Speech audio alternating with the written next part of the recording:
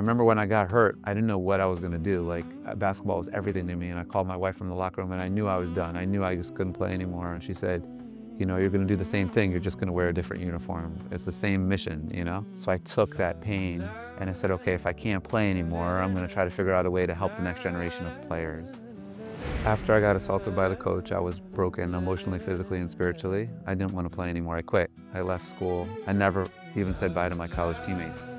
The corona hit and all basketball was shut down. Can't pass the ball because there's germs and bacteria on the ball. Why don't we create an anti-microbial and moisture absorbing net so that when you make a shot, it'll almost act like a Clorox wipe. It'll disinfect the ball. We had a trial with the NBA G League, and hopefully eventually we'll get bumped up to the NBA.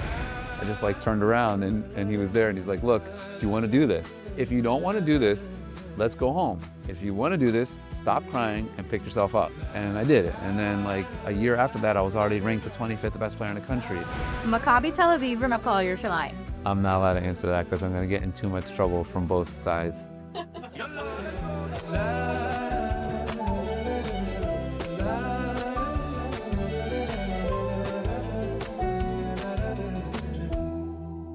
Hello, and welcome back to another episode of Yalla, Let's Go, the podcast that Abbey and I started to remind ourselves why we made Aliyah and live in Israel. We're going to talk to everybody from athletes and chefs, venture capitalists, entrepreneurs, people who work in high tech, and anyone else you can recommend us to talk to about what it's really like to live in Israel. And we're going to ask them all the questions you really want to know. So yeah, let's get started. But first, as always, pulse check. Abbey, how are you feeling right now about living in Israel? This week I'm feeling lucky. So we recently in Israel had Yom Mishpacha, which is Israel's answer to Mother's Day and Father's Day, and they made Family Day. And so I got to go to school for my 9-year-old's Family Day, and we did a really fun sports activity, and then we did a fun game, and he brought home 3 cards, one for our family, and then he made one also for my father, and one for my mother-in-law for his safta. And the card he made for my dad was in English, and the card he made for my husband's mom was in Hebrew. And I just thought, I didn't grow up with grandparents geographically close to me. And I was really, really grateful that that was how he chose to celebrate that day and not just make the card for our family, but that he recognized them and made a card for them. I just thought it was really beautiful. That's so nice. I feel lucky. I remember my first Yom Mishpacha, and my son came home and said, why does everybody else have an ima and I don't? And I said, but you have money. But I also want an ima. Yeah, that was my first experience. So funny. You're like, I'm right here. Yeah. So today we're here with Tamir Goodman. Thank you so much for joining us. Thank you for thinking of me. Tamir, also known as the Jewish Jurban, the first Jewish athlete to play Division I sports while wearing a kippah and keeping Shabbat, also an author and an entrepreneur. We're so happy that you could join us on the podcast. Thank you for having me. Excited to be here. So tell us your life story, Tamir, in less than a minute. Less than a minute? Okay, I'll try. I'm originally from Baltimore, Maryland. I fell in love with basketball at a very young age, and I decided that I wanted to be the first person to get a Division I scholarship without playing on Shabbat. Thank God I had an amazing family, an amazing coach, and there was a lot of challenges along the way, but ultimately I was able to live out my dream and then come over here to play professionally. So today I live in Jerusalem with my wife and 5 children and feel very blessed. So tell us, why did you decide to make Aliyah? I decided to make Aliyah. I always wanted to make Aliyah. My Savta was a Holocaust survivor, and she lived here in Israel, and I always wanted to be near her because she was my hero. But my first goal was really to play Division I and get that scholarship without playing on Shabbat, and I accomplished that. Unfortunately, after my freshman season, my coach was fired, and my coach who helped me for Shabbat, and even though he wasn't Jewish, and my teammates and the staff, and they were gone, and the new coach who they came in, he was the exact opposite, and he wasn't accommodating, and he assaulted me in the locker room really badly, and I just felt like after that it was time to go to Israel. I proved it. Hopefully the path will be easier for the next generation of Jewish athletes, but after everything I had gone through, because I went through a lot even before that, on and off the court, I felt like it was time to go to Israel and live out my dream and make Aliyah and play here and spend time with my grandmother, and very thankful that I did. So you started off your career here playing for Maccabi Tel Aviv, where you played until you ended up retiring. Can you talk a little bit about how you built a professional sports career in Israel as an athlete? After I got assaulted by the coach, I was broken emotionally, physically, and spiritually. I didn't want to play anymore. I quit. I left school. I never even said bye to my college teammates. Athletic director called. I was in the police station, and he's like, "You could stay. You don't have to be on the team. We're sorry this happened to you." And I couldn't wrap my head around it. It was too much for me to handle, like, even before that, how much I had gone through. So I quit and I went back home and I stopped playing basketball and I was just broken. And then one day I like said to myself, you know what? I can't understand why this happened to me, but I do understand that like God invests in everybody. And if you're alive, then you have a mission.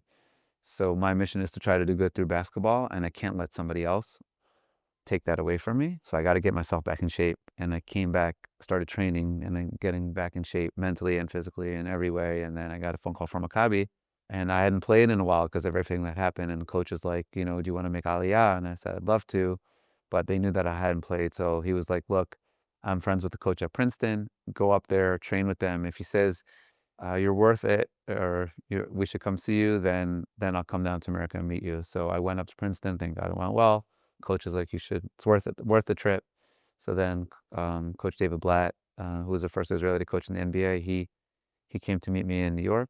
I did a 1 hour tryout there, and after that, signed a 3 year contract to play in Israel. It's super inspiring and emotional because it's such an unusual Aliyah story, right? That it was like you had it in you, you wanted to do it, but then someone said, like, get yourself back together. You were already on the way to do that. Since then, you have become an entrepreneur, an author, a strategic director. Talk to us about what you're doing now and how that fortitude has seen you through where you are now. Great question. I'm also very dyslexic. So, you know, I was very highly recruited, but I wasn't sure I'd be able to pass my SATs. It was always like a really big struggle for me, but like the dyslexia was always like a hidden blessing because dyslexic people, like, we're constantly compensating throughout the day, and we're exercising other muscles in our brain that most people don't. So like brings out like this really creative muscle in your brain. So after I got hurt and I couldn't play anymore, I went to my coach. I was like, you know, will you just try to rebound for me one more time? Maybe the doctor's wrong. And he's like, no, you're done. We already signed another player. So I took that pain and I said, okay, if I can't play anymore, I'm going to try to figure out a way to help the next generation of players. So usually in basketball, the coach would stand underneath the net and pass the ball out. But in basketball, we don't really catch the ball at a straightaway angle. We catch the ball at multiple angles. And depending on where the ball's coming from, you have to set your hands and feet. So I'm like thinking to myself, okay, I'm not going to be able to play anymore, but how can I help the next generation of players? Well, I got it. Instead of us always training the ball, catching that way, it's unrealistic. I'm going to create a device that allows players to replicate game-like angles. So instead of having a traditional pitchback, which is one-dimensional, I created the first ever multi-angled pitchback for basketball called Zone 190. It gave you 190 degrees of passing instead of just a traditional angle. And I couldn't explain to a designer what I wanted, so I flew back to America. I went to Home Depot, and I was like playing in the plumbing section, trying to build it. And a plumber actually tapped me on the shoulder, and he said, "You know, this isn't going to work. You're going to mess up your bathroom." And I said, "No, I'm making something for basketball." And thankfully, I was able to bring that to life, called Zone 190, and we got it in the NBA. Unfortunately, a big company stole it from me, even though I had a patent on it. And I told my wife I'm never going to do startups again after this. So I just started focusing on camps and clinics and basketball and things like that, all the way up until Corona. And then the Corona hit and all basketball was shut down. And my daughter's like, why don't you think of something else? Think of a new invention. And right after she said that, we got an email from the Israeli Basketball Association that said, whenever we go back to practicing again, can't pass the ball because there's germs and bacteria on the ball. And I said to myself, well, I have another idea. Israel's a world leader in textiles. Why don't we create an antimicrobial and moisture absorbing net so that when you make a shot, it'll almost act like a Clorox wipe. It'll disinfect the ball and it'll also dry it because it's moisture absorbing. Yeah. I went back on my promise and I brought that to market and we named it the Aviv Net. We had a trial with the G League, the NBA G League, and hopefully eventually we'll get bumped up to the NBA. And we have our second version coming out now. We signed with Dick's Sporting Goods in America. And at the grand opening, my teammates who were in the locker room that I got assaulted that I hadn't seen in many years, they came out there to support me. So I finally got to give them a hug and get closure on that story. And because of the success of the net, I got a phone call from Fabric, which is a leading mixed reality fan engagement company. And they hired me as the head of sports, which is a dream opportunity. We just got back from All-Star Weekend. We power almost every NBA event now using our platform. So that's how I got into entrepreneur space. But it's always with the same energy that I played for, and the same energy now, which is like trying to better the world through basketball. And that's how I came up with the book too. The whole point of the book is to inspire kids with learning challenges, to let them know that within the challenge there's a hidden blessing. I remember when I got hurt, like I didn't know what I was gonna do. Like basketball was everything to me, and I called my wife from the locker room, and I knew I was done. I knew I just couldn't play anymore, and I was really, really broken. And she said, you're gonna do the same thing. You're just gonna wear a different uniform. It's the same mission.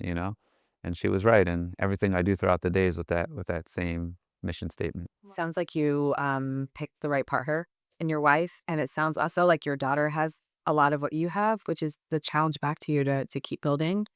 I want to just pick up on the All-Star game and ask how it felt to be there and see the Israeli flag. When I was growing up, like after dinner on Friday night and Shabbat, like my father would like read us books about like Jewish heroes, Jewish sports heroes and things like that. Like that really had a big impact on my life. And I think like what Denny's doing now is like witnessing like those type of moments of what my father used to read to me about when I was a kid. So I'm sure that like there's millions of kids around the world that he's inspiring, and it's so great to see. I'm actually his agent was my teammate Matan, so it's just, and I'm very proud of him too, to see him go through this journey as well. And yeah, it's very, very magical. And my father always used to say like, let your game do the talking. And I think like he's letting his game do the talking, and a lot of times that has like a very big impact, and we're seeing it around the world. So we know each other because you coached my son at your camp for the past bunch of summers, and he loves playing for you. And actually, this past summer, he got injured on the first day of camp. And I remember for us, we thought, okay, that's it. Like, now camp's over. He can't play anymore. He was so upset.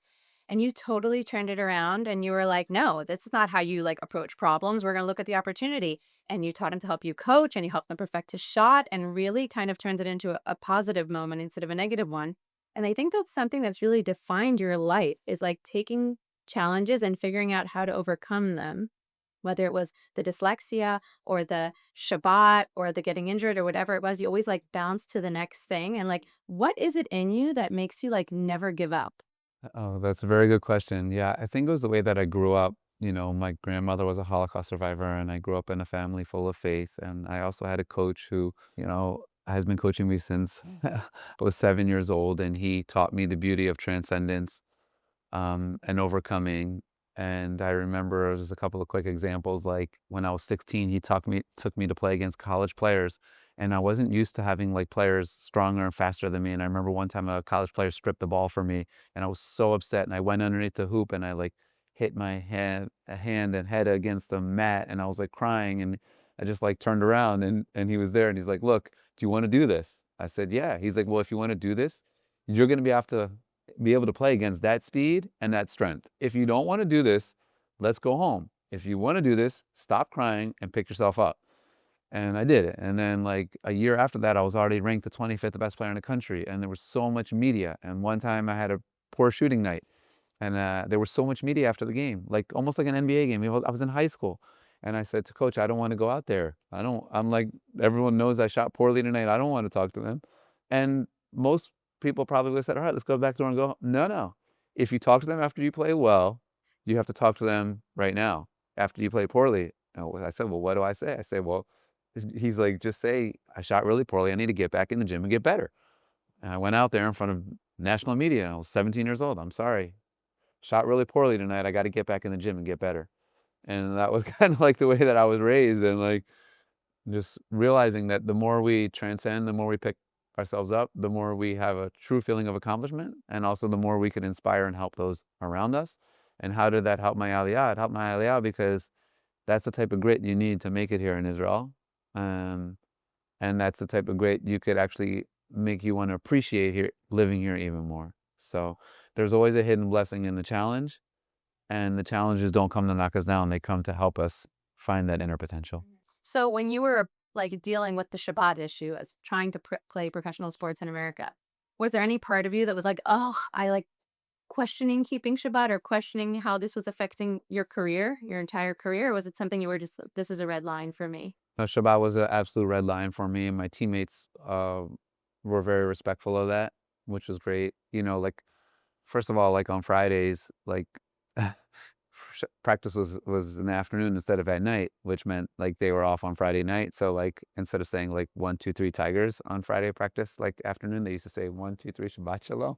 Like they loved it too. You know, it ended up being a really big blessing, as it was for me, because it's actually really healthy. I believe that everything that comes from Hashem is like it's in our best interest. I feel like it's in our best interest as an athlete to take time to focus on your soul, to focus on your meaning, to exercise other parts of your brain and soul that we don't really get a chance as much to focus on during the week. And I felt like the players felt that as well, and they were very respectful of it. As I mentioned earlier, when I had that situation with the other coach, that was very hard for me to come back from. But it actually, you mentioned, you know, coaching and everything, like it made me a much better coach. I've coached thousands of kids now, and I coach them with an extra sensitivity and an extra love, specifically because I know what it's like to have a coach take everything away from you and how much that hurts. So it ended up being a hidden blessing as well. But yeah, no, Shabbat's always a blessing. Yeah, and I can attest you are an amazing coach, very inspirational. I want to ask, so, we grew up playing sports in the US as well, and sports are really different here for Israeli kids. Can you talk a little bit about the kind of coaching style you were bringing and how you see athletics playing a role in developing kids, leadership, confidence, that kind of thing, and the kind of differences between the US and Israel? Yeah, I think that there's amazing coaches in Israel, and we see that. I'll just talk about basketball. Like basketball is exploding here. Like the talent level is unbelievable. I think what I try to bring is like the spiritual side of the sport, the emotional side of the sport, because to me, it's always been one thing. I never like separated between the physical and the spiritual. It's always been one thing. And I think that I've been blessed to train a lot of coaches and speak at a lot of coaching clinics in Israel, in America. You know, recently I spoke in front of many NBA and NCAA coaches. And the first thing I say is like, there's millions of great coaches out there. They all have great X's and O's. But like the first thing a coach needs to do before they get on the court is before any play, any teaching is like, am I mentally, emotionally, and physically ready to be on the court? Because I need to understand when I'm on the court, I need to be able to give everything I have over to the athlete in the healthiest, most inspiring, most caring way. And if I haven't taken care of myself at 100%, I'm not going to be able to be there for the athlete at 100%. So I focus a lot on like coaching preparation and understanding like what an athlete is. What is an athlete that has challenges, learning challenges, emotional challenges, physical challenges? Like, what is this amazing sport of basketball? Why was it given to us? It was ahead of every type of win. There's like a spiritual win of like uplifting this kid. If we've done that, then we've already won. And most likely, if we've done that, it's also going to lead to physical wins as well, too, because that's what life is all about. That's what basketball is all about, bringing people together and inspiring them and helping them through the universal language of basketball. So I think like I like to put a very big emphasis on these type of things. And I hope that it'll impact basketball around the world, wherever basketball takes me. But obviously, Israel is my home, so I try to do as much as possible here. So, was your dream when you were younger to go to the NBA? My dream when I was younger was to play Division I basketball on a full scholarship without playing on Shabbat. But the way that I got to that was not by controlling too much. I've always realized that God controls the world and you have to leave space for God. I just try to win every day and win every situation. And if I've done well, I try to continue. And if I mess up, as we say in basketball, try to get the next one. So, I think that's also really a belief that as well. And I think it happens even more so in Israel. Oh, 1,000,000%, like 1,000,000,000%. You know, like that's how I met my wife, like, which is the biggest blessing for me in my life is like only after I got traded, after I lost my biggest contract, it looked like the worst thing that could have ever happened to me in basketball, but only after that did I get my biggest blessing. So I always, like, even if something really like challenging happens, I always know that there's like, I don't control the world. There, someone does control this world and you have to like go with it sometimes. Yeah. Living here isn't always easy, certainly over the last couple of years. Have you ever considered going back to the US to coach? Have you ever considered moving your family back? Or is like Israel your forever home? And Yeah, Israel is for my ever home. I know for sure if I lived in America, I'd have like incredible incredible basketball opportunities, but I'm happy here. And same thing within each challenge. Like right now, my daughter's in the army, my son's in the army, my son-in-law is in the army. So it's very challenging. It's around the clock challenging, but at the same time, I look at all my kids and I look at them and I'm like, look at what you guys are doing at such a young age. Look at the responsibility that's on your shoulders.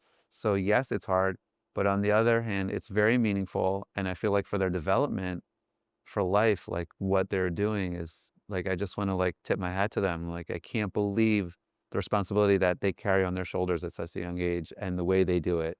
So yeah, it's very challenging, but I wouldn't trade it for anything in the world. As far as like reaching our potential, which I believe is like the goal of this world, like Israel allows you to do that, even if it forces you to do it. But I feel like that brings a true happiness. Even if I could say like if we would have back to America, a lot of things would have been easier, but I don't think we would have reached our potential as much as like a family. So I think it's beautiful to see. What do you love most about living here? The authenticity. I feel like it's the truth. On Shabbat morning at 5:30 in the morning, I like go to the hotel with my wife, and it's just like, this is the truth. Like I'm bringing my soul home, and it's extremely meaningful. You give one piece of advice to someone considering making Aliyah, what would you say? Um, I would say to be resilient, to be resilient. And if you're resilient and you come here with the right intentions, it will work out. There will be challenges, but it will work out. And if I could ever do anything to help, please feel free to reach out to me. But if you're resilient, it'll work out. It'll work out even better than you can imagine, and it'll all come together. You got to be strong. So when you're 80 years old and you're looking back on your life, what's one thing that you think will have been true about your life because you need Aliyah? It wouldn't have been true otherwise. Well, to me, like Maccabi, like the source of everything for me is meeting my wife. And had I not got assaulted by the coach in America, let's say I would have played 4 years in college, like, or had not got traded, like, who knows what would have happened to me. But specifically because of all those challenges, I landed my source of all happiness and blessing, which is my wife, and now it's our family. So I think when I'm looking back, when I'm 80, I'm gonna be thinking that, but I actually think that every day. So between now and 80, I'll be thinking that every day. We're going to do a quick rapid fire. I'm going to ask you a question. You're going to answer in one word. Okay. All right. Favorite Israeli food or snack? Israeli salad. Oh. Yeah. Maccabi Tel Aviv or Hapoel Yerushalayim? I'm not allowed to answer that because I'm gonna get in too much trouble from both sides. Favorite Hebrew word or slang? Yeah, Besedo. What's the thing you miss most from back home? I think there was just something really magical in Maryland about like the fall time and sports coming back and like basketball season starting and stuff like that was really magical. I feel like, just like being on campus with like, like your basketball gear and just like everyone saying good luck this season, so that was like a pretty magical time. What does your Shabbat, your Saturday look like? Exercising my soul and spending time with the family. Yeah. What's your favorite only in Israel moment in one sentence? Seeing like seeing my daughter, son, and son-in-law bump into each other at the train station, even though they're all going to different bases, and just like seeing how that like comes together. That's beautiful. Yeah. Thank you so much, Tamir, for joining us. Thank you guys for thinking. It's really lovely. Thank you. And thank you, of course, to our team, Ori, Nadav, Yotan, Dalit, Sarah, Sophie, Jackie. Thank you so much for making this happen. And if you enjoyed this episode, share with everyone you know. Yalla, let's go.